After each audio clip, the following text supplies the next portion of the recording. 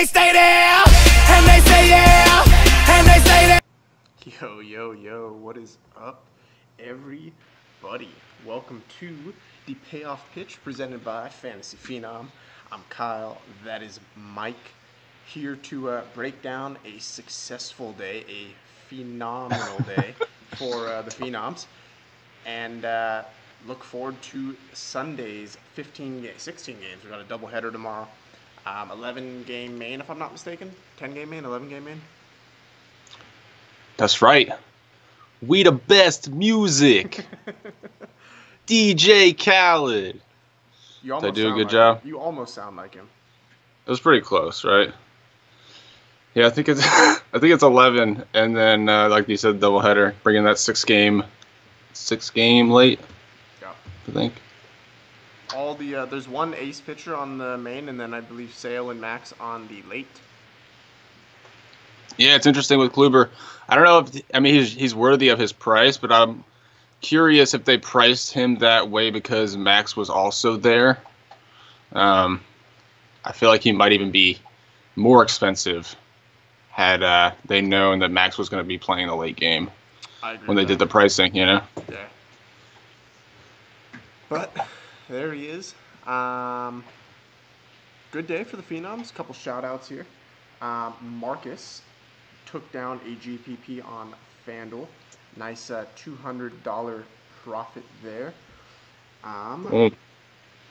Let's see here. Dijon took down a DraftKings tournament for $120. Shout out there. David turned 10 into 70.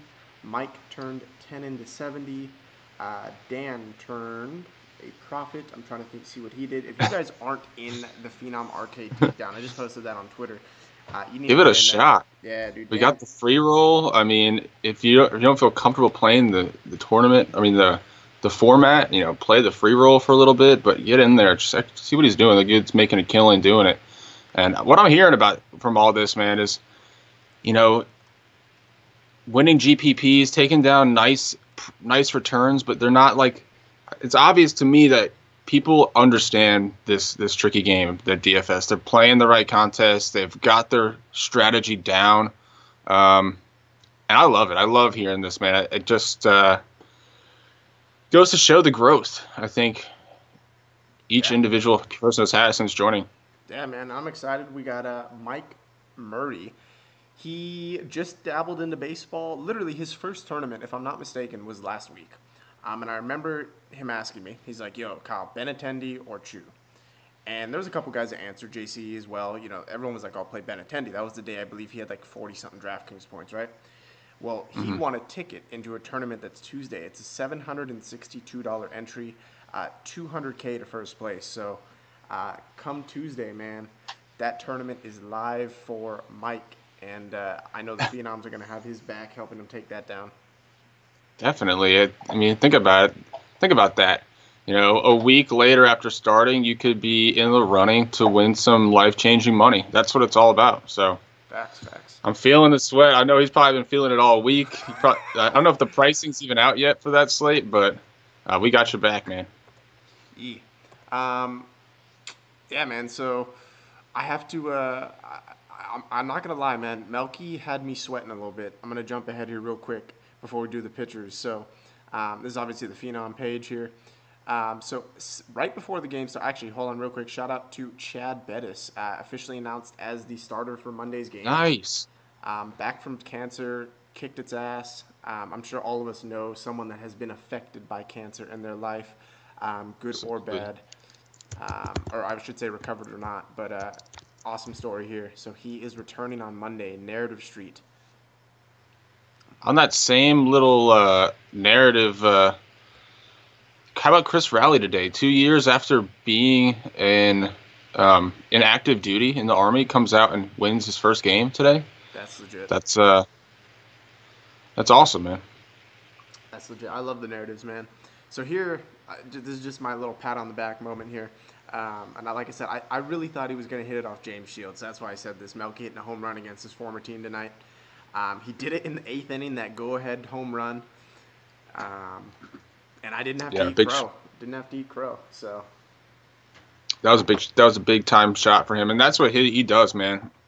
That was a big pickup for them because he's a clutch bat. You know, he gets clutch hits. He's a pro, so it's going to be definitely a nice addition to this middle of the order if Kansas City decides to pick it up here and make a competition out of this. Yes, sir.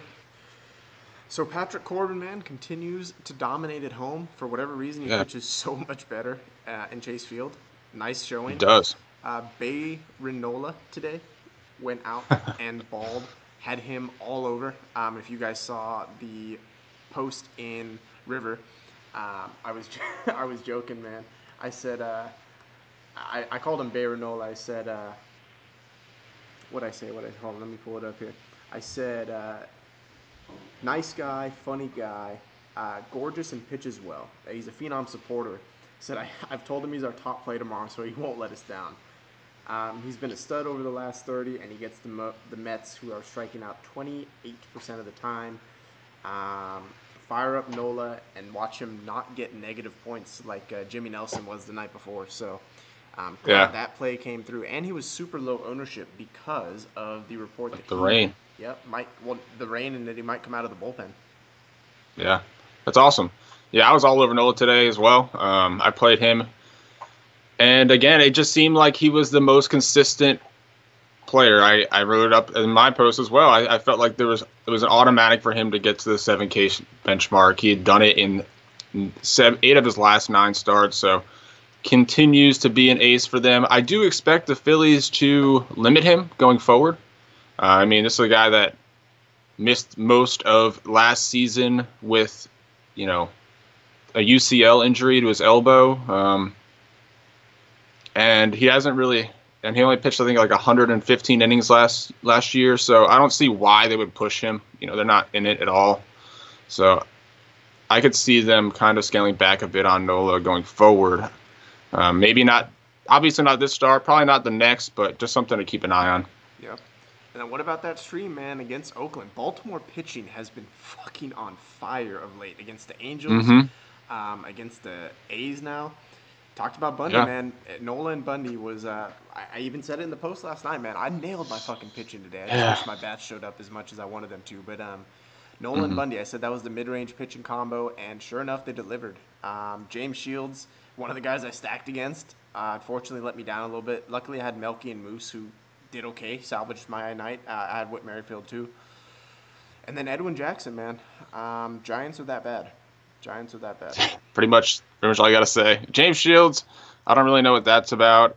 I don't even know how he got on this list, but he did because of his price, most likely. But, Bundy made my list as well. I was pretty much I played Hoffman over him. If I had done the opposite, I probably would have cashed everywhere tonight. The reason I ended up doing it is because I saw that the A's had scored 5 runs or more in 9 of their last 12 games. So I thought they'd been consistently hitting well against some okay teams. And I don't know, I guess I wasn't 100% sold on Bundy, but he proved me wrong today. And I definitely will have him on my radar going forward. Another 10 strikeouts today. Telling you, man. You talked about August being Manny Machado's month. August is Dylan Bundy's month. Maybe he's still only 24. And I mean, they got a lot of high hopes for him. They've talked about that they have him set up for the remainder of the season to get an extra day of rest at all his starts. They have it all planned out, apparently, and it's working well thus far. Everybody's giving you props in the chat. I don't know if you have it open, but everybody's giving you props for the Bundy call. I guess you stole the thunder there. They must have read your post over mine. I definitely went in depth with him, man, because he was tearing me apart inside. I was like, this shouldn't be happening, but it is happening. Why is this happening? So I definitely dug a little deep on him. So it worked out. I definitely am kicking myself for not following my own advice on that one. God damn it, Mike. Oh, yeah, I know. Looking at the bats, man, Giancarlo Stanton, I fucking said this too, man. Why did they pitch to him? I don't. He killed my night. Another home run, 8 home runs in 9 games. I don't know. This dude is he's going to win MVP, man. He really is. I don't see why not. He was a dark horse. 3 weeks ago, it was between Goldschmidt, Harper, and Bellinger. And now quite honestly, I think the front runner is Stanton. I don't know. With all the old heads though that give precedence to teams that make the playoffs, do you think that really factors in here? If he continues what he's doing, man, no way he should. If he hits, he could legit hit 60 home runs. I don't know. I could see them giving it to a pitcher. Fuck, I can't stand when they do that shit, man. I know. Me neither, but I could see it. I can't You know stand what I mean? when they do that shit. They talk about the immeasurables, right? Well, Giancarlo Stanton has plenty of measurables. Yeah, I was his gonna say, shots. don't talk to Giancarlo about immeasurables. Yeah, I'll show you up. some of his probably aren't able to be measured. Honestly, dude, you look at this recap today. I could see a winning lineup here. I mean, Tim Beckham, $3,300, $100 cheaper on DraftKings today for some odd reason. He's got an OPS over 1,000 in his last week.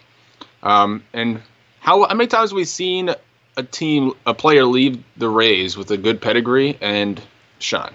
So I can see it happening here. Definitely under the radar pickup for the Orioles, who have been needing a shortstop for quite a while. So I could see this being an interesting end to the season for him, and him being a sleeper going into next season. But $3,300 was just too cheap. I imagine he's probably cheap again today, if that's where he was on DraftKings. Same with Jose Abreu. Jose Abreu was like $3,500. And I don't think any of us were really that interested in Ian Kennedy, so I could see that was an easy play. And those two guys really cheap with Stanton and Bellinger that were expensive, you know. I can really see a winning lineup there. Yo, real quick. How the fuck was Sean Manaea 30% owned? What put people on Sean Manaea? The Orioles are red hot. Honestly, don't know, man. One of the best teams in the league, and he was 30% owned. All we talked about last night, and I guess we were just ahead of the game here. We said that was the best stack in the slate. They ended up being one of the best stacks on the entire slate. But on the main slate, Manaea was 30% owned. How? Why? I have no idea. I understand like having some likeness to his stuff, because he's got some stuff, but he's got a decline in velocity. He hasn't pitched well since the All-Star break.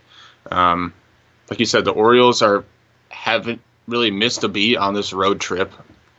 I don't really understand why people would be that high on him. Maybe because of his price, but he's been that price for a couple weeks now, a couple starts now. So yeah, he's been bad, man. He's been really bad. So whatever. Easier for us. We all stacked Orioles, so yeah. All right, well, we got 15 games tomorrow. As far as I know, this first game is going to be Chris Stratton and AJ Cole, if something changes. That's what I'm seeing too. Yeah, if something changes, we'll let you guys know, and we'll make sure it's updated, obviously. Yo, and real quick, hold on. If you guys ever see Sydney, I don't know if he's watching the show right now, but if you guys ever see Sydney, buy that man enough drinks until he blacks out, please. This dude is heaven sent. You guys all know, obviously with No Lock Show, that I've been remodeling the house for the past couple weeks. Sydney legit and JC, they take care of the sheets every day, and so big ups to them for helping keep all of you guys up to date with all the lineups and everything when I can't get to it. So yeah, it's like within seconds. Like yeah, it's better than the ESPN homepage, man. I love. We got this shit on lock. Sydney. Yo, and another big shout out to the fail that is the Washington Nationals grounds crew. I'm crying, man. I'm crying. I honestly think that they need to just hire people off the street at this point. I know if you play DFS that you understand my sentiment when I'm saying this. Like, I don't know if it's just they are underprepared or what's going on. It's the only team that plays in that ballpark. It's not like they have to redo the configuration of the field, but the field's not draining. They are having hours and hours of rain delays because of it, and now perhaps they have ruined. This probably ruined the season. They've ruined their season with Bryce Harper. Probably, I don't know if it's official yet, but by the looks of it, his injury that he sustained is probably season-ending. I'm hoping it's a hyperextension. I'm hoping it's a hyperextension. He's young, man. He's only 24, so The dude keeps in shape, so I hope so too. But still, that is none of his fault. He was hustling the fuck out of a ground ball. Yep, doing And right. first inning there, after a 3-hour rain delay, slipped on the bag like he was ice skating on ice. I'm legit crying. Terrible. Bryce Harper is my favorite player in the league, second favorite of all time, only to Barry Bonds. And I know that's an unpopular opinion because Bryce is looked at as a douchebag, but I fucking love Bryce. I know, and if this was an isolated incident, I could give it, but like it's been bad all year. So that sucks, man. It really does. Yeah, but all right. Well, enough of all the fun shit. Now we get into the money making shit. Hopefully, we keep winning tomorrow. Chris Stratton, AJ Cole. Are the Giants priced like Max Scherzer's pitching again? They were priced today like Max Scherzer was pitching. Let me check on FanDuel real quick. Look on DK. On DK, they never price him down. But Oh, true. no, they're not. They're back to normal price. So, But the Giants, I mean, the only guy I'm considering playing here is Jarrett Parker anymore. He was a one-off that I had in my pool, and I think if he's going to stay in the middle of this order against AJ Cole, he's a righty, correct? Yeah. So I'm all aboard that play. That's what I'm saying, but AJ Cole's a righty. Yeah, so yeah. So I'm all aboard that play. 3K on DraftKings, I think. Him and Kilvahan or whatever the heck his name is, for my two value plays in the outfield. I think they'll remain that tomorrow. There you go. Yo, what's up, Rudy? Dropping in to say what's up. It's good. And then Washington, you know what, man? I think tomorrow's a letdown for him. I really do. I loved attacking Stratton 2 days ago when it was a rain delay, but losing Bryce, no way that their head's right tomorrow. No, that's going to affect the entire dynamic of the offense. I don't see that stack doing well tomorrow. Now, they could go off and they could prove me wrong, but I'm looking at it from a narrative and dynamics of the team. That's the leader. I can't do it. They did go out and win this game on some pretty nice pitching. And it was a 3-hour rain delay, and they're playing a doubleheader today. So the lineups in both these games are going to be interesting, I imagine, especially for the Giants in this first game. I think all the bench players will probably get in this day game with Scherzer on the late, give them some extra rest for the people that played late tonight. So I don't know. I think you can maybe put AJ Cole into consideration depending on what this lineup looks like, because the Giants don't have a starting lineup, let alone a starting lineup full of bench players, you know? This is facts. We got Pittsburgh and Toronto. Yo, tomorrow's pitching slate is kind of ugly, so be prepared. And that's another reason I think I'm saying there's some narrative behind that play. I know he's been bad, but still, the Giants with bench players after a delay, I think it could be in play. We got Chad Kuhl and Jay Happ. Jay Happ's been pitching phenomenal of late. 2.6 xFIP over his last 14. 29% K rate, 12% hard contact rate, and his swinging strike rate is backing up his strikeouts, so they're there. The only pause I have here is Pittsburgh's success versus lefties. They are built to hit the lefty. They struggle mightily versus righties. And the other side of it is they don't strike out a ton. So for that reason, I don't think Jay Happ's upside is there for what his price is. Yeah, I kind of think both these guys have been decent, right? They haven't been great, haven't been bad, so you got to look at pricing, okay? So both these guys have been decent. Like, is their price worthy of a decent performance tomorrow? Like we saw James Shields today. Decent performance that end up being a good performance because of his price. Now, Jay Happ comes in as the 5th highest priced pitcher, so I would say no. Chad Kuhl, 7,100, still kind of... Yeah, so maybe more of a FanDuel play, but 7,100 is still kind of a tough SP2 option, especially if you're pitching Kluber. And with Toronto, kind of, I guess, being better than as bad as they've been all season. So I think kind of a fade here overall. I found myself fading the entire game, yep. Yeah. All right, well, this is the lock of the day. I really don't see how you don't play Corey Kluber here. He's the ace on the slate, and there's no other pay-up option that I'm going to. And in fact, I really don't like a lot of the mid-range tomorrow. So Corey Kluber, I don't know how you don't lock him in. Over the last 30 days, man, he's got a strikeout rate of 41%, a swinging strike rate of almost 20%. That is unreal. 1/5 of his pitches are swung and missed on. That's unreal. His xFIP is under 2 at 1.82. Um, his swinging strike rate has remained consistent. Last 14, 18.8. Last 7, 18.9. So he's showing no signs of regression. He's been this elite all year. Tampa Bay, ice cold, 29% K rate. They just make Mike Clevenger look like he did earlier in the year when he's been struggling of late. I think Phenom Kluber is a mistake tomorrow. Even for the ownership, he should be 100% owned in GPPs, and if he is, I don't think there's anyone that would call you crazy for playing him.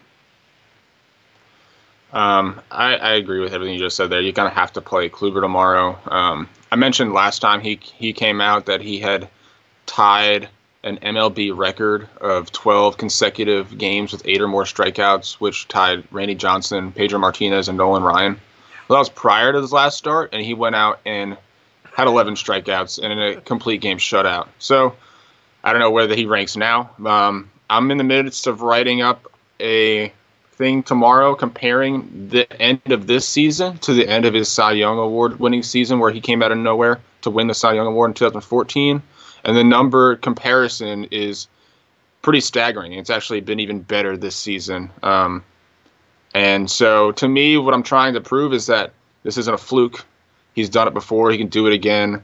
And from everything that's coming out from Terry Francona, from Gomes, his catcher, this guy changes what he does mid-game. For example, against the A's, he threw his curveball 38% of the time. And against the Yankees, he threw his fastball 38% of the time. He just recognizes what is working versus what team and does it. And that's why he's been so good, man. Tampa as well. That's a testament to his abilities, too. The fact that he can throw any pitch he wants. Well, that and he can throw any, fastball is what I need to do. Like, the fact that he can just pick a pitch and all of them are that good that he's like, you know what, all right, this team can't hit it. I'm going to keep throwing it. Yeah, so definitely look forward to that write-up. I also, just to show how bad Tampa's been, they've been shut out 5 times over the last 8 games. They're bad, man. They're bad right now. Falling out of that playoff race quickly. If you're looking at mid-range options, I think German Marquez gets a look tomorrow. Now, again, same thing with Hoffman here. He's got a really, really tough matchup in Miami, but he has been pitching well. Over his last 30 days, he holds a strikeout rate of almost 28%, swinging strike rate of 12%, and an xFIP of 3.36. Those numbers are a little bit down in his last 14, so trending a little bit in the wrong direction, but his numbers are still good. A 162 average against, 24% strikeout rate. Nothing to worry about here. Miami does hit righties better than lefties, at least over the last 30 days. At home, they've been fantastic. 190 ISO versus them. And they don't strike out a ton. So upside's limited here, but on a slate with almost no mid-range options that are really kind of blowing you away, I think you got to play the pitchers with the best upside regardless of matchup if you're looking at it.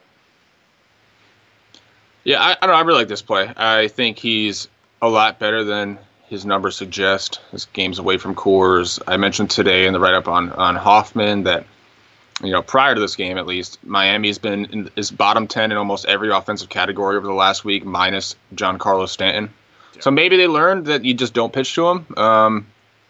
The thing is with Marquez, that's not his MO. He pitches his fastball in the zone more than any other pitcher in baseball, and he's kind of live or died by that approach, meaning that if he gets ahead in the count, he's able to fool people with the curveball. That's a kind of a power curve. But if people are swinging on the first pitch, generally gets hit pretty hard. So I like Marquez. I think he is a young pitcher that has got a lot to show, and he's been progressing all year long, and I think this could be an okay matchup. Minus Giancarlo Stanton, it's really the only hiccup in the lineup. Yeah. And I was worried about that coming into today. Same. And it killed me, man. So, bro, I was again. Are you a DFS player? You're able to put that behind you and do it again. I've done it before, so. Bro, I was driving home, and I'm looking at my phone, right, and I see Giancarlo Stanton to the plate, and I see in-play runs on a hanging changeup, and I just put the phone down because I knew. I knew. Yeah, I know what that means. I knew. I was watching the game too, because I was like, all right, I'm excited to watch him pitch, see what he does. First time up, Stanton comes up, hits a double. I was like, oh man, this is gonna be a rough game. Why are they pitching to him? Sure enough, he single-handedly killed him. But Hoffman didn't really have his stuff either tonight, so. Yeah. Irvin Santana, you mentioned he has, 5 complete games? I believe it's 5 or 6, yeah, all on the road. All on the road. And Detroit at home versus righties is their worst power split, that's for sure. Obviously a hell of a game today, that comeback win. But definitely got to be something to look at here. Irvin Santana, I think he's going to get lower ownership. Not been elite of late. Obviously the regression kind of hit him. Yeah, he's had a rough go since the All-Star break, for sure. I don't know, man. I think he's worth a look, but you're not getting Santana and Kluber easily. And Comfortably, yeah. If you fade Kluber, I don't know that Santana possesses that upside to match him. You better find all your bats. Yeah, and I don't even know if I'd rather go Santana if I'm gonna do that strategy and like pay up for both pitchers. I don't think that Santana's even the guy I want to go again. Yeah, I know he had that complete game in San Diego, but that's really the one bright spot in the last 2 months for him. I don't necessarily love to go against Detroit. I feel like they can work the count enough to make sure he doesn't go the distance. And if he needs to go the distance to give me a great game, then what are we really betting on here? It's a tough prop. So yeah, that's what I'm thinking. Like at his price, he really needs to give us 8-9 innings. Just even against a team that doesn't strike out a lot, and that's a tough prop bet. So I don't. Again, it's not really somewhere I want to go. I'm with you, man. And then attacking Matt Boyd, I don't like Twins versus the lefties personally. A lot of their power comes from the left-handed side. Kepler, Rosario, Mauer. Well, Mauer's not power, but he's one of their better hitters. Obviously, you have Sano and Escobar that can hit righties, but other than that, not too much. Castro, obviously lefties, so. Yeah, Minnesota could be sneaky. I don't know if I could do it, man. I don't know. Against lefties, I just don't like them, so. Mm-hmm. I just think they've been swinging the bat well. I don't really like them against lefties either, but I think people will look at that numbers and, I don't know, Boyd's just, it's not your typical lefty. I feel it, man. All right, man, I'm going right back to Zach Eflin tomorrow. So before anyone calls me crazy, let me give you some. Hey, you won your money, and no one's gonna call you crazy, man. He did, man. Him and Kluber. That's what I'm saying. If that pairing won you money once before, I don't blame you for wanting to do it again. So this is the reason I'm on. Let me give you 2 stats here. So Zach Eflin, he has an 11% K rate since he came back, obviously being called up. That was 1 game. However, he has a 10% swing and strike rate. Typically, the correlation is about 2 times, meaning that your strikeout percentage should be about twice that what your swing and strike percentage is, right? Corey Kluber 40%, swing and strike rate's 20. You'll find that's pretty consistent. What that's telling me with Zach Eflin is he missed a ton of bats, but they weren't on obviously 2 strike counts, et cetera, or he was pitching to contact at points. So his K rate should be higher. Now, pair that with the Mets. Over their last 7 days, 28.3% K rate. Over the last 14, 26.3. They've been consistently striking out a ton. They also don't have Jay Bruce now. They don't have Neil Walker. They're gutting the entire team, right? Curtis Granderson, we know he strikes out. Literally the one bat that worries me is Michael Conforto. And Zach Eflin. And Cespedes right now. Yeah, I can see that. But Zach Eflin, he knows when to pitch to contact as well. I mean, he had 40 Ks in 45 innings. I'm sorry, 45 Ks in 40 innings in the minors since he got called back up. So for his price, I like to play tomorrow, man, against the free swinging Mets. I do. I think he's going to be the value pitcher of the slate again. I think he scores the most points relative to his salary. I think a couple of key points there. First of all, for his price. Second of all, free swinging Mets. And yeah, I don't know. I looked into the matchup today. I found out that they had been free swinging a ton, and they again, one of the tops in the league at striking out, but they were also tops in the league at hitting home runs, ISO, hard contact. And so what that told me is that these guys are swinging a ton. And those two things are good. One, they give you strikeouts. 2, You good? Oh, I think we lost Mike again. Oh, okay. There it is.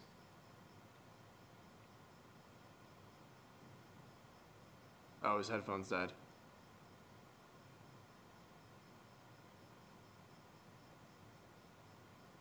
Can't hear you, Mike. There you go. What I was saying is Tuesday hit the ball hard. Sorry, my headphones just die out of nowhere without any warning. So they either strike out, they hit the ball hard, or they don't work the count. Those are all, I think, things that I liked about Nola because I know he doesn't give up a ton of home runs, right? Yeah. Now Eflin, He does give up. I haven't looked into his stuff. He gives up. He's coming off a good start. He does give up home runs. I know the Mets have been struggling against the curveball, so if he's got a working curve, I think that's a plus for him. But again, it's the price. It really is. You don't need much from him. That's it. If you're pairing him with Kluber, you're able to not handicap your lineup with bats, and if you get 10 to 15 from him, I think you're happy, right? Yep. I think he gets 7 strikeouts tomorrow. I think he out-strikeouts German Marquez and Michael Wacha. That's a bold call, man. If he gets 7 strikeouts, if you were to tell me he gets 7 strikeouts tomorrow, I'm 100% playing. I think he gets 7 strikeouts in 6 innings. It's a bold call. I'm going to live by this bold call. We got Sal Romano and Matt Garza. Matt Garza hit that regression train hard last start. We all knew it was coming. He's not as good as he was pitching. Cincinnati's been playing well. I think this has game stack all over it. Sal Romano also Just not about been to say pitching that, well. yeah. Milwaukee's caught fire. So I game stack right here. Not pitching either guy. Both these teams have been hitting a ton of home runs in this series, so the weather is ripe in Milwaukee. I'm all over, again, a game stack in this one. Milwaukee needs a win bad. This NL Central is in the makings to be one of the best races in baseball. The Cardinals have now won 8 in a row. The Cubs can't win. They just lost their hottest hitter in Contreras. Milwaukee has the worst record in baseball since the All-Star break, believe it or not. And they can't pitch all of a sudden. So they're going out they went out and got Neil Walker today for some improvements, at a weak second base position. Obvious to me that there's some pressure here. And I agree. I think there's definitely going to be a lot of home runs in this game like there has been all series. So, Yep. Agreed. We got Kansas City and Chicago White Sox, Jason Vargas and Derek Holland. I don't like the Royals tomorrow, man. Holland's been bad, but a lot of their power comes from the left side of the plate. I could see Lorenzo Cain and Whit Merrifield being a stack here. Because they've been consistent. Exactly. But I don't view them as a full team stack tomorrow against Holland, as bad as he's been. And then Jason Vargas, I think we can look at some Chicago White Sox tomorrow, really. Vargas hasn't been great. He's struggling versus righties. He giving up hard contact and fly balls. Abreu stays hot. I could look at some Avisail Garcia. So, I could see. I think I'd be more inclined to play White Sox over Kansas City tomorrow. Yeah, the thing that has me off of Vargas tomorrow, I think Vargas will get some looks. I know Kennedy had some pretty high ownership today, and that was surprising to me. But, the matchup definitely speaks to a lot of DFS players, so I think Vargas will get some looks. And what has me off of him is I just look at what he does, man. He doesn't really have that sweeping curve or that hard slider. This guy, he's a fastball changeup, and he relies on that changeup. He's got one of the best changeups in the baseball. And to me, against a team like the White Sox, a young team, you got to have something to throw off throw some spin in there. Yep. If you're just going to give him fastball changeup with the occasional slider, you're not going to be successful with a team like that. So I don't know. I could see why people would be going to Vargas, but I'm not. I agree. We got Atlanta and St. Louis, R.A. Dickey and Michael Wacha. So Michael Wacha has been consistent. He provides a safe floor versus an Atlanta team that's not very good. But again, I just don't see the K upside here. His swing and strike rate is below, I believe it's below 10%. Let me make sure I have that number correct.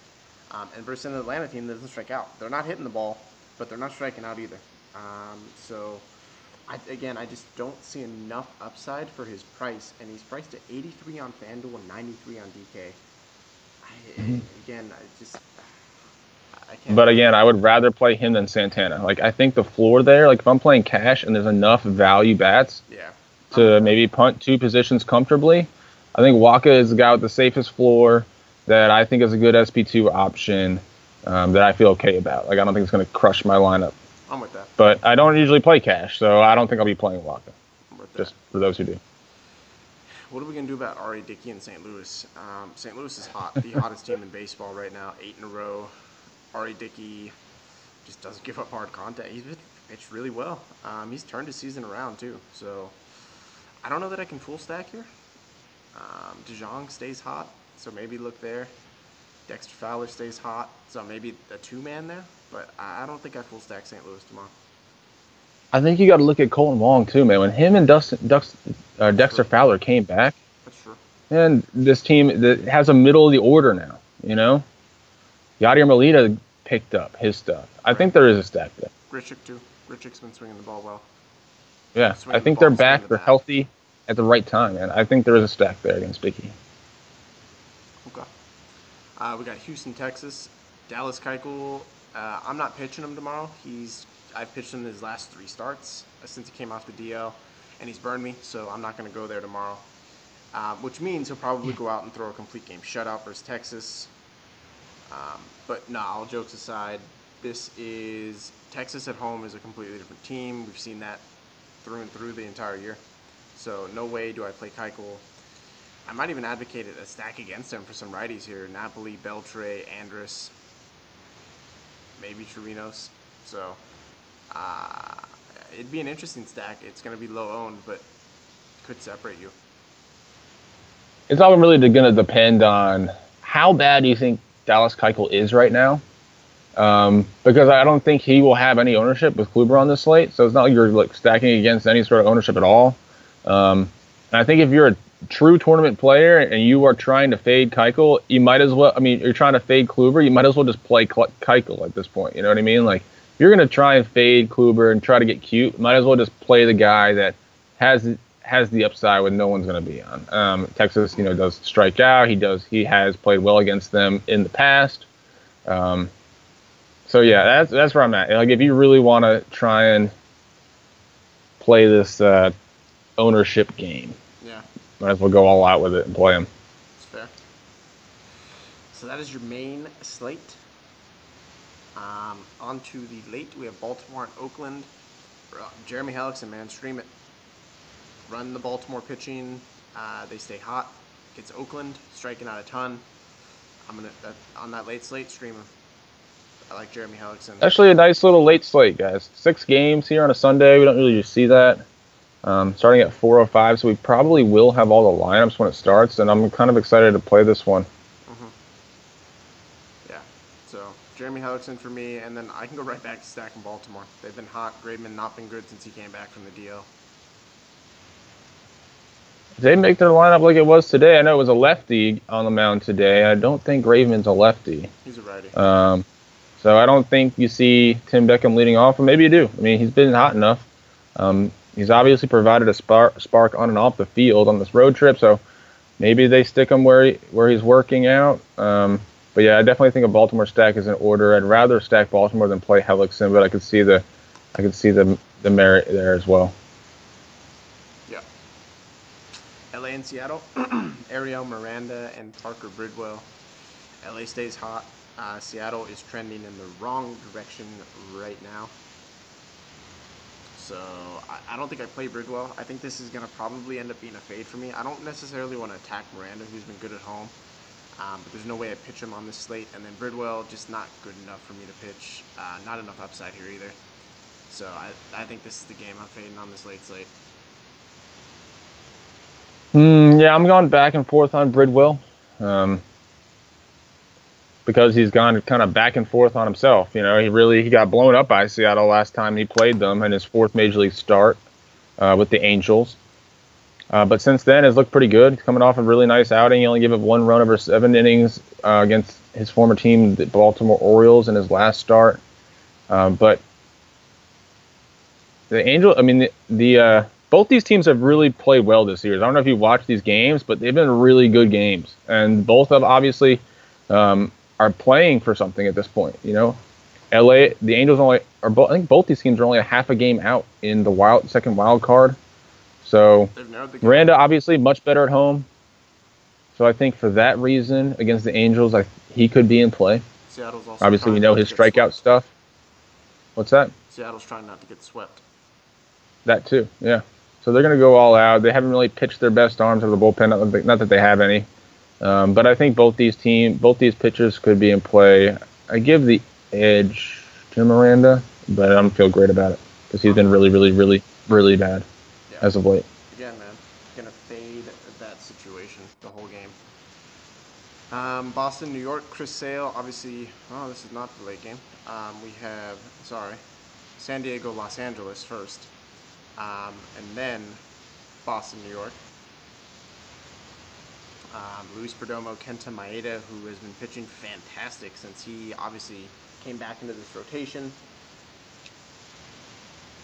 So I like Maeda in this spot. I don't like Perdomo. I think we can stack against him here again with some lefties. But Maeda has been fantastic of late. Yeah, I'm back and forth between Maeda and Godley tomorrow. Same kind of price range. I like both those plays. I don't really have an answer for you just yet, but I do like both those plays. Okay. And then Boston, New York, Chris Sale, Jordan Montgomery. Not much needs to be said about Chris Sale and what he does. Yankees aren't very good right now, so I think Chris Sale is. I'd play him over Max. Is that game on the late slate? That second game. It is, yes. I like Chris Sale over Max. I mean, I think you have to. The lefties versus the Yankees have been an Achilles heel all year. We saw what Drew Pomeranz did today.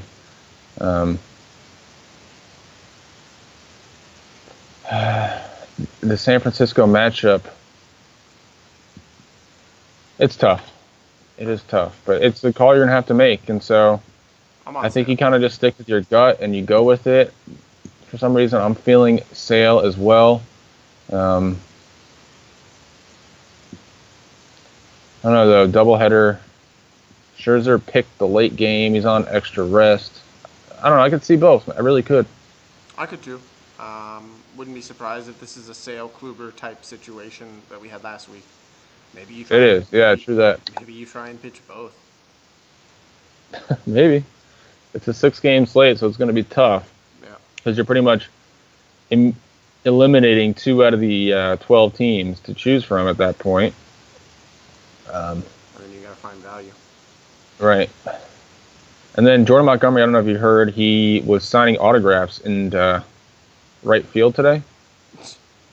And just got hit in the side of the head with a foul ball. Wow. It wasn't like he was, by the dugout either. So this was like a line drive to the back of the head.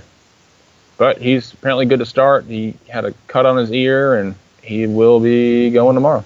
Well, we need him, man. With Tanaka on the DL now, no CC. It's back to Jordan Montgomery, the guy that was the odd man out for a total of, 10 days? Yeah. Garcia and Sonny Gray have been bad.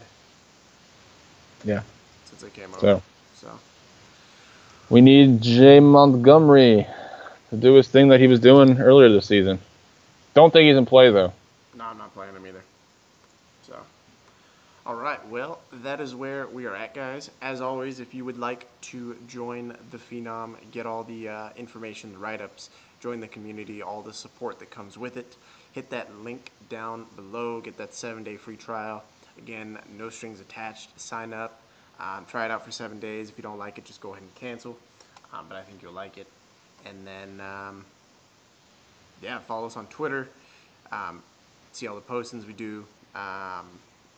Hit us up, DM us if you need any help, any advice, and we'll help you out as much as we can. And take care of you guys. So. That's right. Thanks for watching again. Thanks for tuning in. And, you guys have been rocking with us all summer in baseball. I'm sure you guys have been winning and losing, but summer is almost over. We've got preseason football already underway. The NBA season is starting 2 weeks earlier than it normally does. So there is the end of the road, the end of the tunnel is ahead, guys. Yes, sir. The light is in view. I'm looking forward to football, man. I already got, like I said, the projections. I should have the sheets out by the end of the weekend, by the way, for week 1. So look forward to that. Yeah, I'm prepped and ready, man. Everything's ready to go here in the brain. I just got to watch it play out on the field. Yes, sir. So, and basketball, man. I'm ready to start making some more money doing that. So, yeah, just time here at this point. But, we the best. We the best music. Jesus. All right, guys. We'll have a wonderful night or day. Make it a profitable Sunday. I'll have the stacks right up early in the morning for you guys once we start getting some lineups. And then be back at it tomorrow night. Yes, sir. Best of luck today, guys. All right. Have a good one.